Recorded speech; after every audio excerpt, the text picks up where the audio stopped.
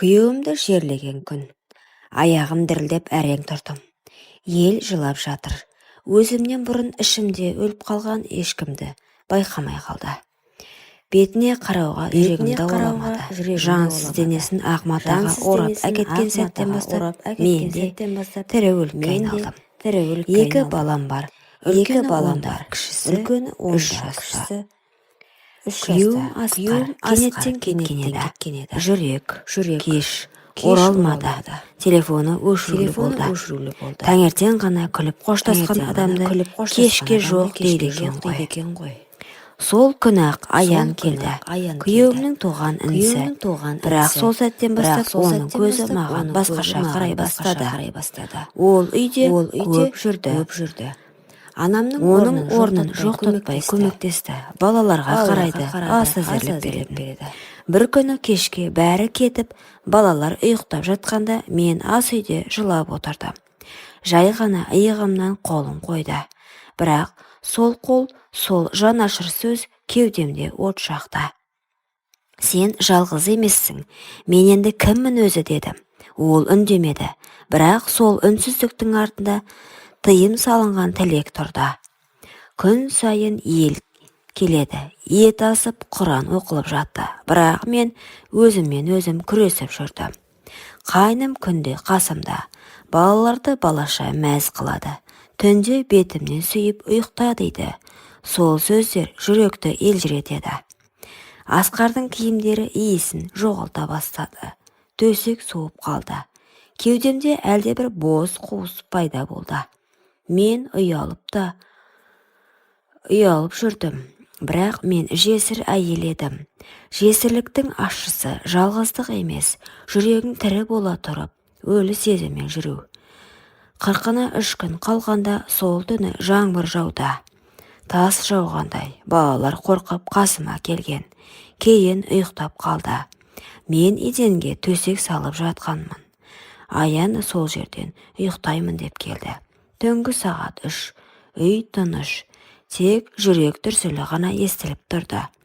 Ол маған жақын келді, қолымды ұстап ақыры сыбырлады. Сен тірісің, саған жылу керек, саған тірі жан керек. Сол сәтте мен оны итермедім, қарсы болмадым, мен тыйымды бұздым. Күйеуімнің 40 өтпей жатып, оның інісінің құшағында тыныстап қалдым. Таңертең тұрдым, айналам сол күйі. Балалар ұйықтап жатыр. Күйеуімнің суреті төрде ілулі тұр. Мен өзіме қарай алмай қалдым. Айнаға жақындауға дәтім бармады. Бетіме күйе жаққандай сезіндім. Бұл не болды, Аян, дедім. Ол үнсіз, біз не істедік? Ол жай ғана қолымды ұстады. Мен сені сүйіп қалдым. Сүйдім деді. Мен қорықтым. Құлағым шымырлап кетті. Бұл махаббат емес, бұл жараға жамау. 1 ай өтті. Аян бұрынғыдай келмейді. Кейбір әйелдер көз қиығымен қарайды. Құлағыма жеткен сөздер жүрегімді тілгілейді. Әй, қайнымен жүр дейді. 40 өтпей жатып төсегін жылытып та. Бетін күйіп кеткендей. Құдай алдында да, ел алдында да қара бетпін. Бірақ ешкім жесір әйелдік түнгі үнсіздігін, жүрек құрғағын, жан сүйеніш іздегенін түсінбейді. Кейін тағы кездесіп жүрдік, жасырын, кешкілік, балалар ұйықтаған соң. Бірақ бұл жолы сезім емес, бұл нәпсінің нәзік шырғалаңы. Аянда суып бара жатты. Ол менің жүрегімде емес, денемді іздейтіндей. Мен соны түсіндім. Бір күні бізге енді болмайды дедім. Неге? Себебі сен менің күйеуімнің бауырысың. Ал мен саған құр терең күрсінісімді ғана сыйлай аламын.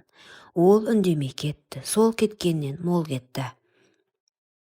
Қазір 3 жылдан өтті. Ешкімге ештеңе айтпаймын. Бірақ мені түнде оятатын күйеуімнің көзі. Ол түсіме кіреді. Жай ғана қарап тұрады. Жыламайды, ашуланбайды, тек жабық есіктің ар жағынан үнсіз қарап тұрады. Мүмкін мен оған сатқындық жасаған шығармын. Мүмкін мен тірі қалғым келген шығар. Бірақ не болса да мен енді ешқашан тыныш ұйықтай алмаймын. 3 ай өтті, Аян келмеді, хабар да жоқ, мен де іздеген жоқпын.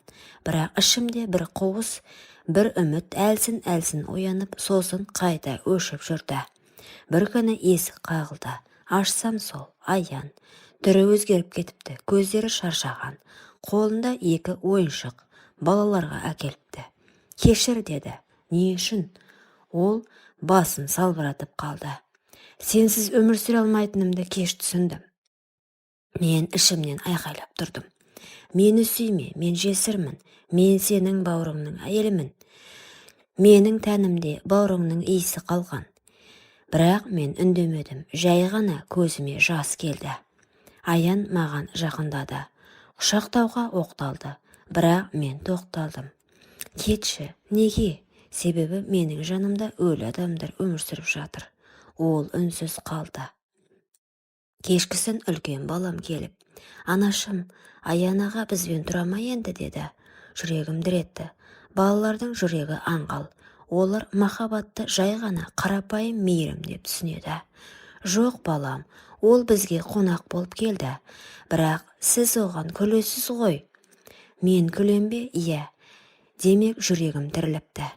Кінәлі махаббат жүректі де, бетке шыққан күлкіні де өлшеп сұрайды. Түнде ұйықтай алмай жаттым. Бөлме қараңғы. Асқардың суреті төрде. Аян көрші бөлмеде.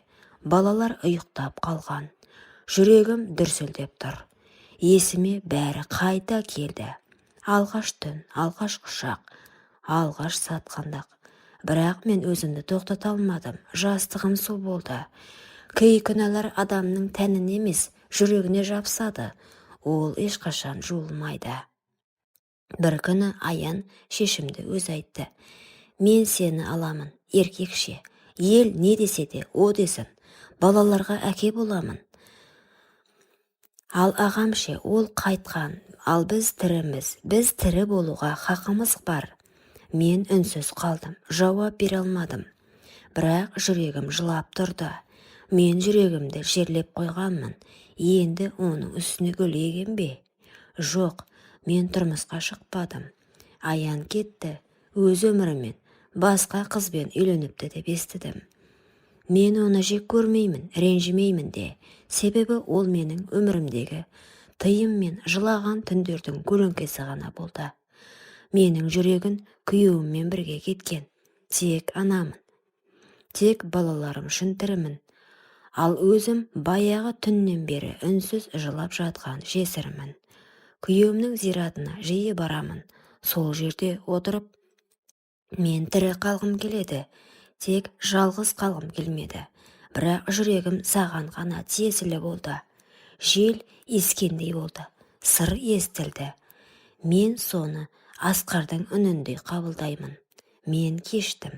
Сен тірі бол, балаларымыз үшін. Құрметті оқырман, өмірден алынған шынайы оқиғалар ұнап жатса, лайк, комментарий жазып қолдап кетіңіздер. Келесі кездескен.